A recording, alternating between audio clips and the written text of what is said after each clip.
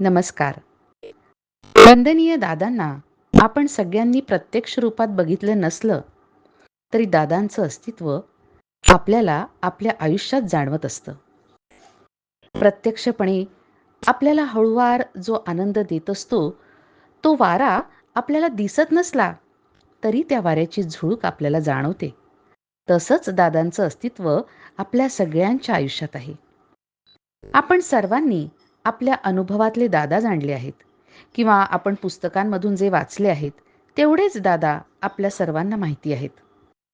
पण कार्याच्या सुरुवातीपासून दादांसोबत जे सेवक होते त्यांनी जेवढं जवळून दादांना बघितलं आहे, त्यांना जो दादांचा सहवास लाभला आहे, तो सगळ्यांनाच लाभला असं नाही आणि सगळ्यांना अनुभव पण सारखेच आले असंही नाही.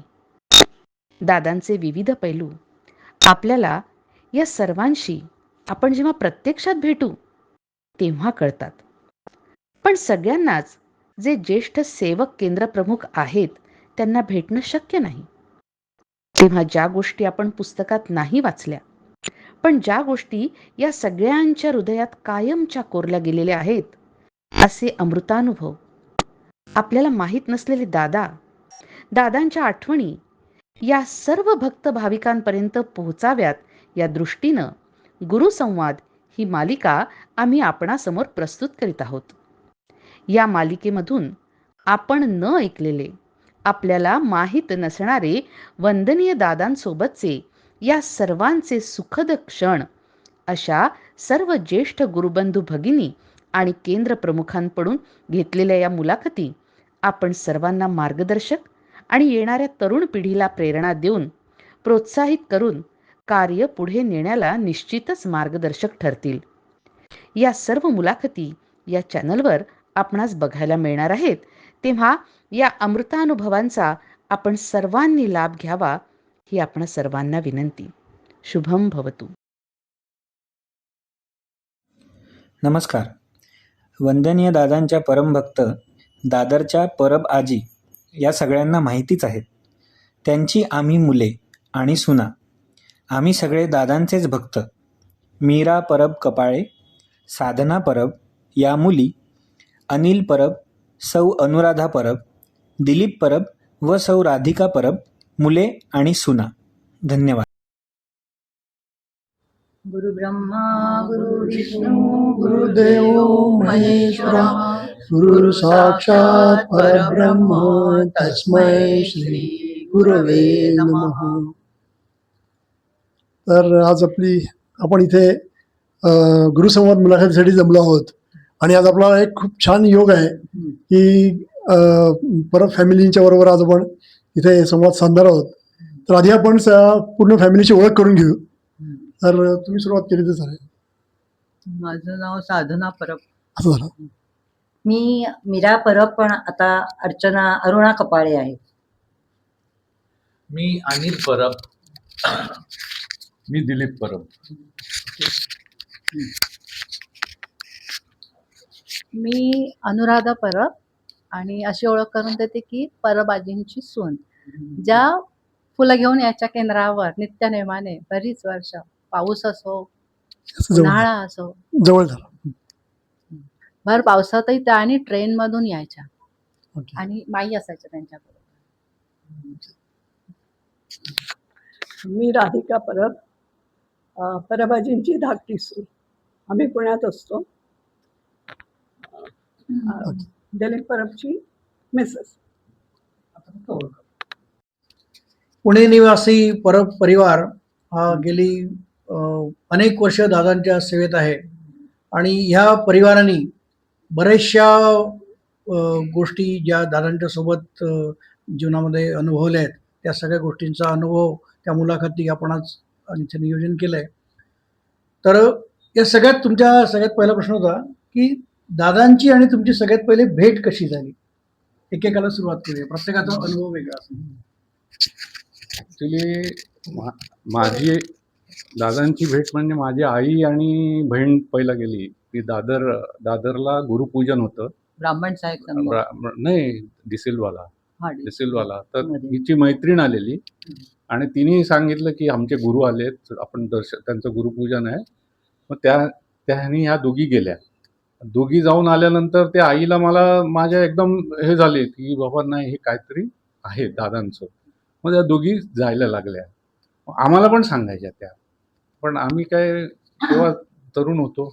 म्हटलं तुम्ही जा ना, आम्हाला कशाला जास्त जबरदस्ती करताय. अशा त्या सुरू झाल्या मग. नंतर आम्ही जायचोच नाही आधी. आम्ही त्यांना सांगायचं तुमचं तुम्ही करा, आम्ही बघू म्हणजे. तिथे दादांची भेट झाली का तुमची? नाही, ती नाही झाली ना ती. पुढे सांगू. हो, चालेल. मग कराडला सेमिनार झाला. कराडच्या सेमिनारमध्ये म्हणजे जे 8 सेमिनार गोव्याला झाले, 9वा सेमिनार कराडला झाला. त्या सेमिनारमध्ये दादांनी सगळ्या केंद्रांवरनं नावं मागितली आणि दादांनी सिलेक्ट केलं. ह्याला घ्यायचं, ह्याला घ्यायचं. ह्यात बरेच जुन्या लोकांना दादांनी कट केलेले. त्यात ह्या दोघी सिलेक्ट झाल्या, माई आणि माझी आई. तर ते गेल्या मग सेमिनारला. मग त्या परत आलेल्या आम्हाला सांगायला, ते सेमिनार आहे. म्हटलं तुम्ही जा ना, आम्हाला जबरदस्ती नका करू. त्या कराडला जाऊन आल्या. आम्ही घर सांभाळलं. आल्यानंतर मग पुढचं सेमिनार आहे ते दादर कल्चरल हॉलला डिक्लेअर झालं आणि तेव्हा परत आल्या सांगायला. तर आम्ही म्हटलं चला ह्या सांगायला आल्या, पण दादा सिलेक्ट करतात. आपल्याला कशा सिलेक्ट करणार, आपण तर कधी पूजा पण नाही केली आहे ना काय. म्हणून म्हटलं द्या नावं, आमची नावं द्या. आम्ही नावं दिली. त्यात सगळ्यांना घेतली. जेवढ्यांनी नावं दिली सगळ्यांना घेतली. म्हटलं आता आलंय बघू, जाऊन तर बघू काय कसं काय आहे ते. मग आम्ही गेलो आणि जी मुलाखत ऐकली आम्ही, त्यानंतर मग यांना सांगावं लागलं नाही. मग आम्ही सुरू झालो. पहिली भेट संमेलनात झाली. संमेलनात झालं आणि आम्ही शेवटी बसलो. तुमचा पण असा संमेलनाचा अनुभव आहे की? असाच अनुभव आम्ही जे दोघं- दिलीपनी सांगितलं तेच मी सांगितलं आईला की मला अजून विश्वास नाही याच्यावरती, तर तुम्ही जाऊन या, विश्वास निर्माण करा. तर त्यानंतर आईने ह्यांनी सांगितल्याप्रमाणे जे दादरला झालं संमेलन, त्यात नावं दिली गेली. त्यात मी पण सांगितलं माझं पण नाव दे, बघूया दादा सिलेक्ट करताच नाही. तर दादाने सिलेक्ट केलं आणि मग आम्ही गेलो आणि त्यानंतर आम्ही कायमचे दादामय झालो.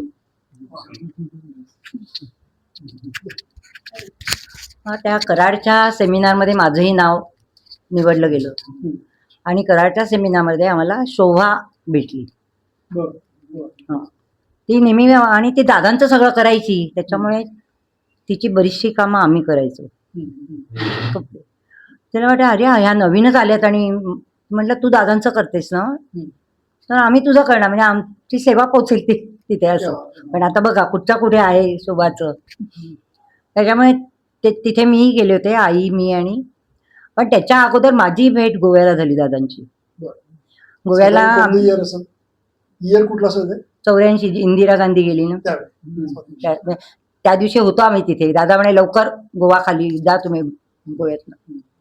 तिथे गेल्यावर आम्ही नंबर लावला कामकाजाला आणि कामकाजाला म्हणलं आम्हाला दादांची भेट हवी आहे, आम्हाला दादांच्या पाया पडायचंय.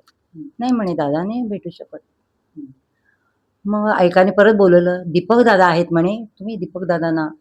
आम्हाला माहितीच नाही कोण दीपक दादा, कोण, पहिल्यांदाच गेलो होतो. मग दीपक दादा भेटल्यावर त्यांना असं म्हटलं मी, दादा नाही भेटत. परत आले आणि म्हणे बसा तुम्ही थांबा. माझी मुलं म्हणाली नाही तर दादांच्या पाया पडल्याशिवाय आपण जायचं नाही.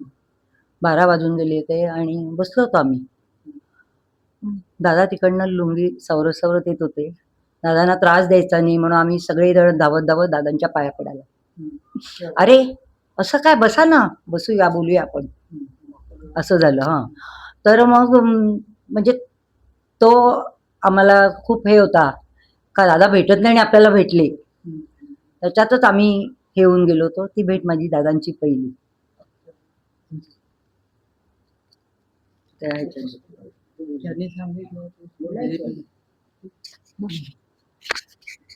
दादांची आणि माझी पहिली भेट म्हणजे दादांची आणि माझी पहिली भेट म्हणजे माझ्या लग्नानंतर झाली.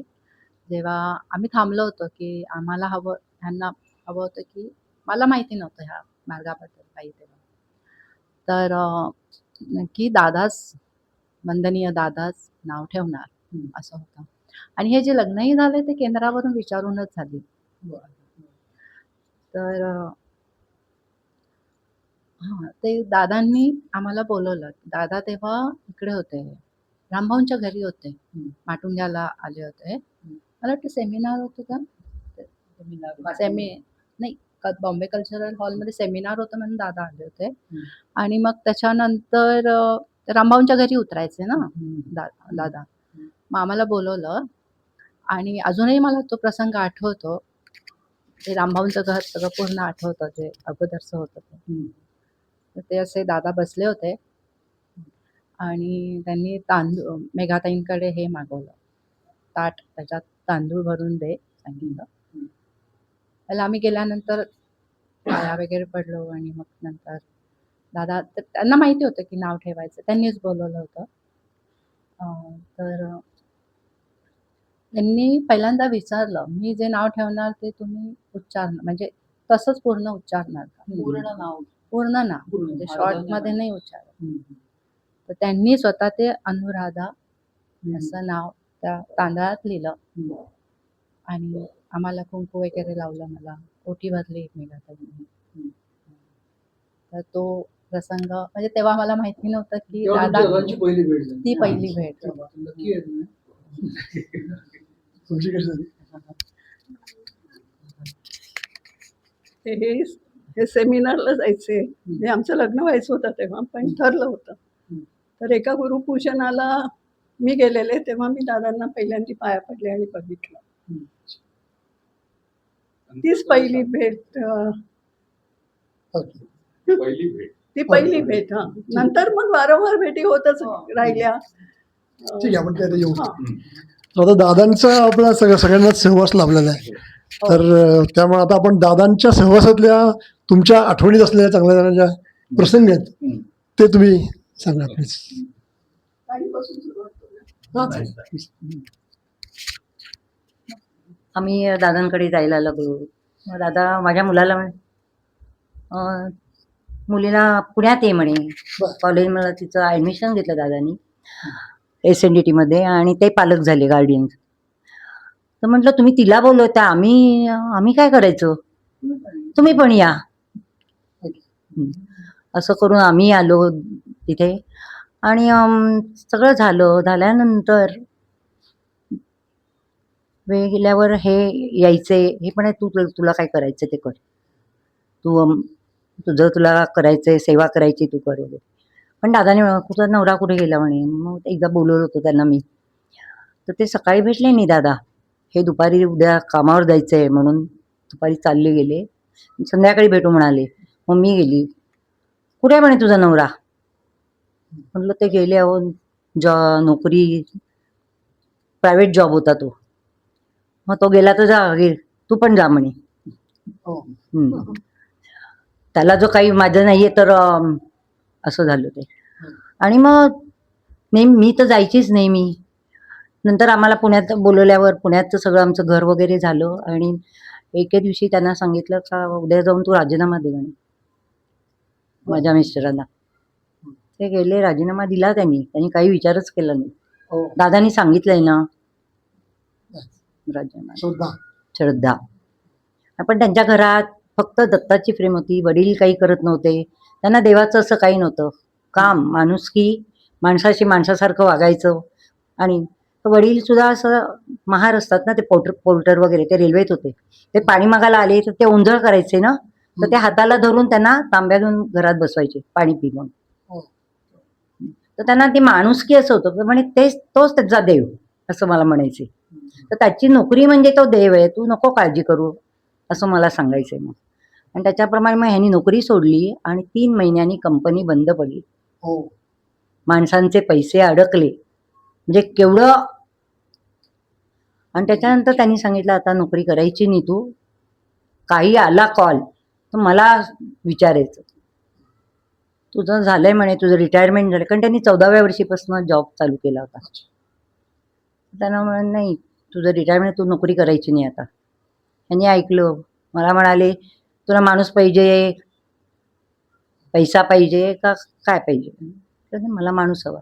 मग अर्धी भाकर चालेल का? म्हटलं हो चालेल मला. मग पुढचा प्रवास. तशाप्रमाणे आम्हाला दादा भेटत गेले. नंतर दादा सारखे गेलो तरी आम्हाला बोलवायचे. हो.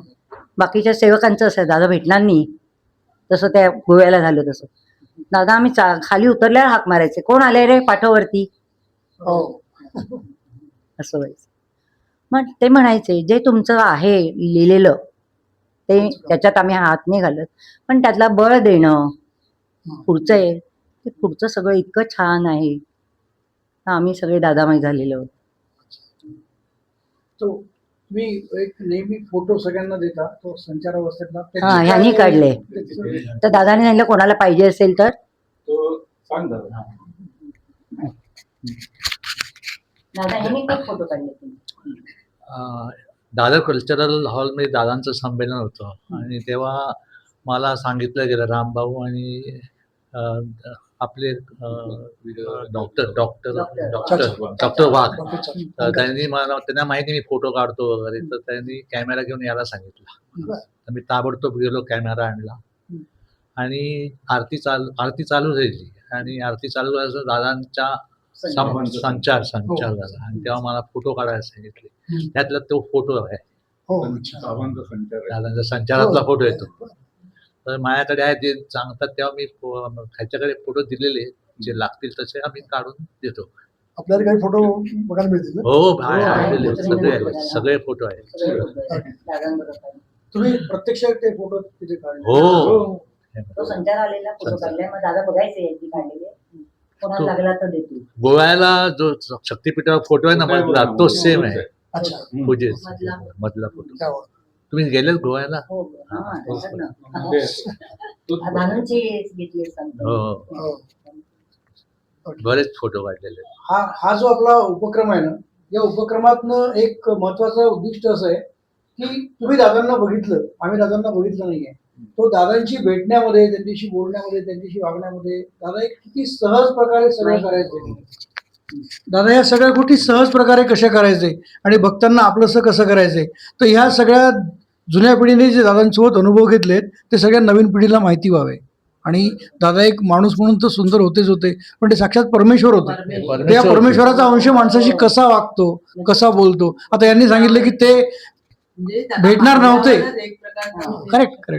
ते त्या भेटणार नव्हते, पण ते आल्यानंतर जे बोलले त्यांनी एकदम सगळं बदलून गेलं. आणि ते तो जो एक अनुभव तुम्ही घेतलाय तो सगळ्यांना मिळावं असं एक हे होतं. म्हणजे तरुण पिढीला यातनं प्रेरणा मिळावी आणि पुढे मग त्यांना त्याचा उपयोग होतो. म्हणजे गुरुसंवादाचा जो उद्देश आहे तो.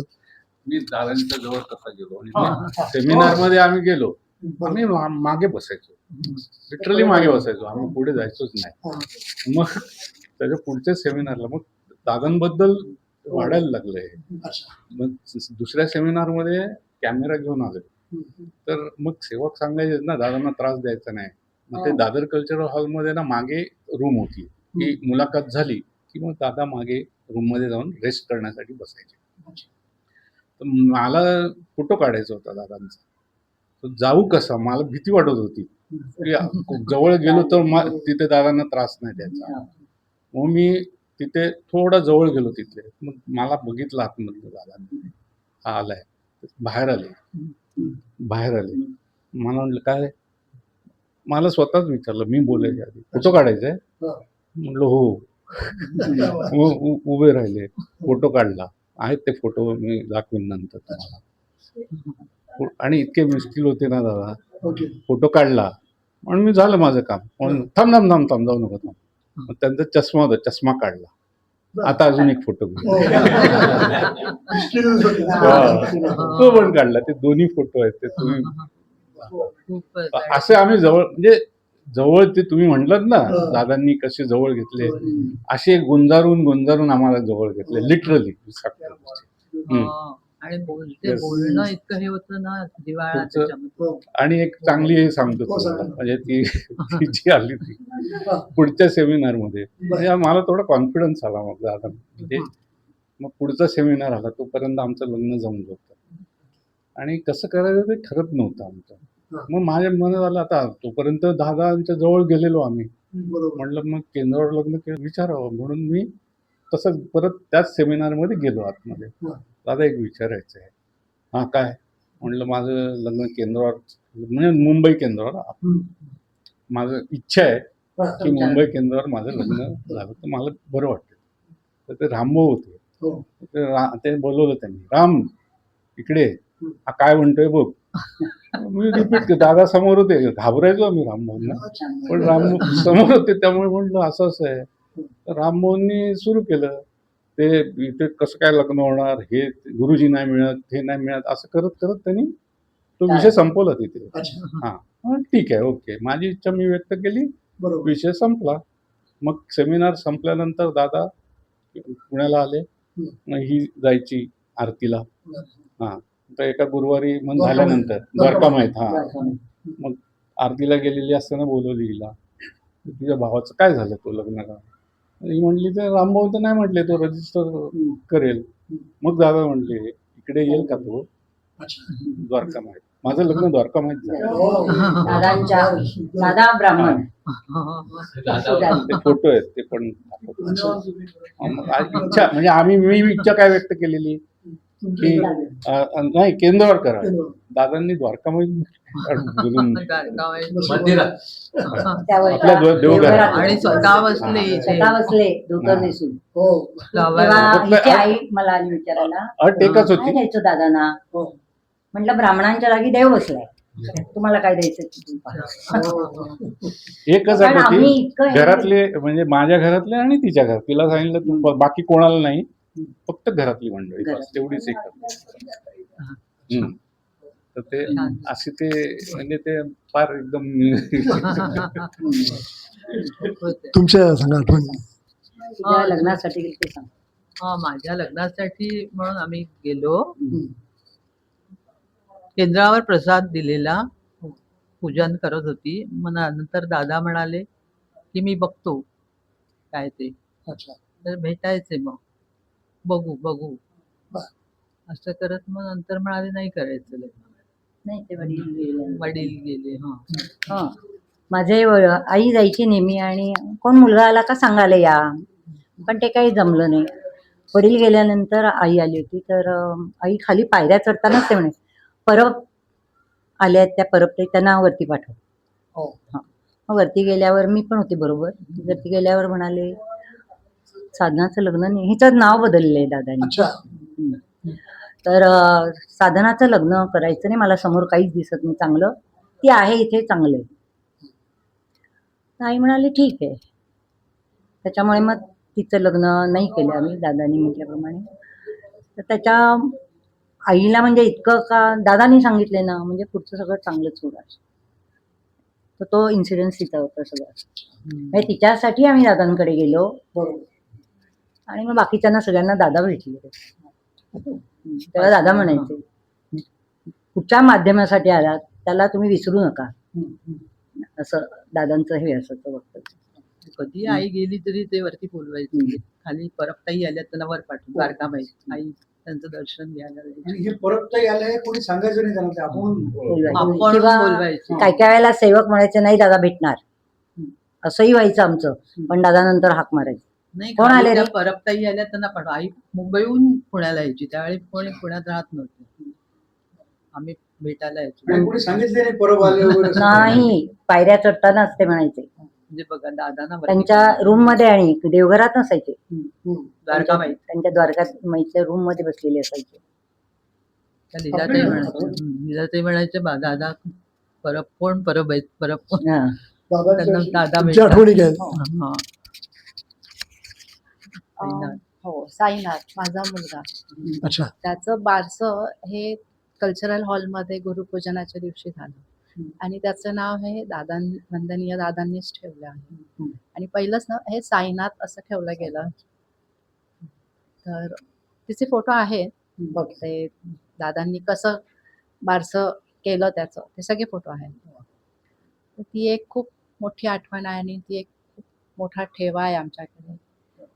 आमच्या सगळ्याच म्हणजे आमच्या पुतण्यांची मुलांची सगळ्यांची नावं दादांनी प्रत्यक्ष उपस्थित होते, फोटो आहेत, मांडीवर घेतलंय.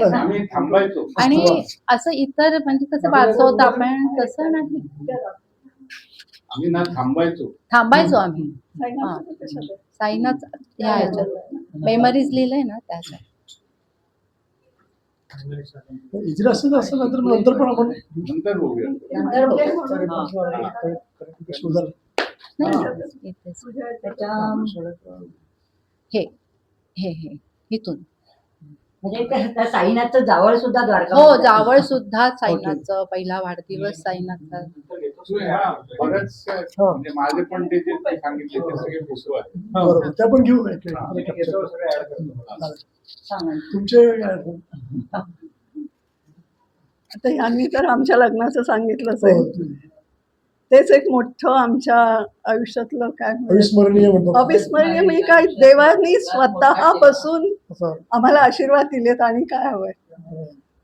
त्यामुळे त्याच्यानंतर आम्ही 93ला पुण्यात आलो. आधी आम्ही पण मुंबईत होतो.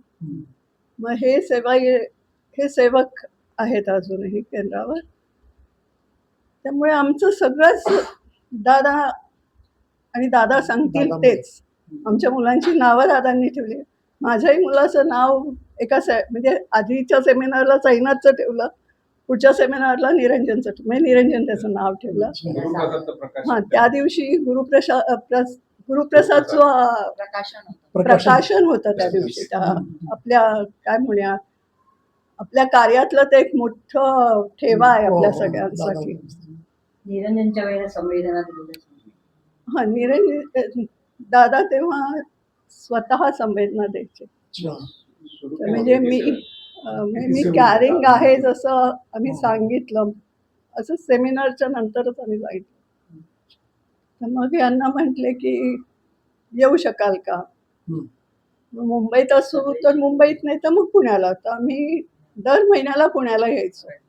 फक्त अट एकच होती की आदल्या 2 दिवस आधी तू फोन करून बघ, ते पुण्यात असतील तर मग आम्ही दोघं सकाळी यायचो पुण्याला आणि परत दुपारच्या किंवा संध्याकाळच्या गाडीने परत जायचो. असं आम्ही 9 महिन्यापर्यंत केलं. आणि शेवटच्या महिन्यात पण आम्ही येऊन गेलो पुण्यात. दादा म्हटले होते जितके दिवस येता येईल तुम्हाला तितके दिवस या, पण दर महिन्याला यायचं. आज ह्या महिन्यात दिली तर पुढच्या महिन्यात येणार. बरोबर.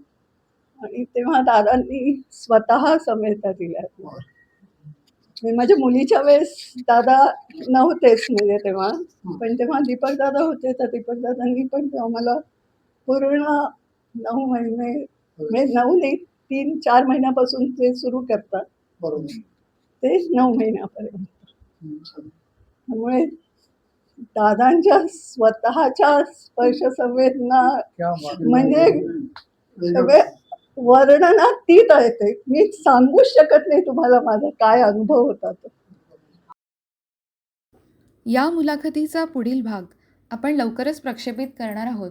तरी सर्वांनी नक्की बघा आणि अशाच अनेक सुंदर मुलाखतींसाठी गुरुसंवाद चॅनलला सबस्क्राईब करा. अनेक लोकांपर्यंत गुरुसंवाद पोहोचवा.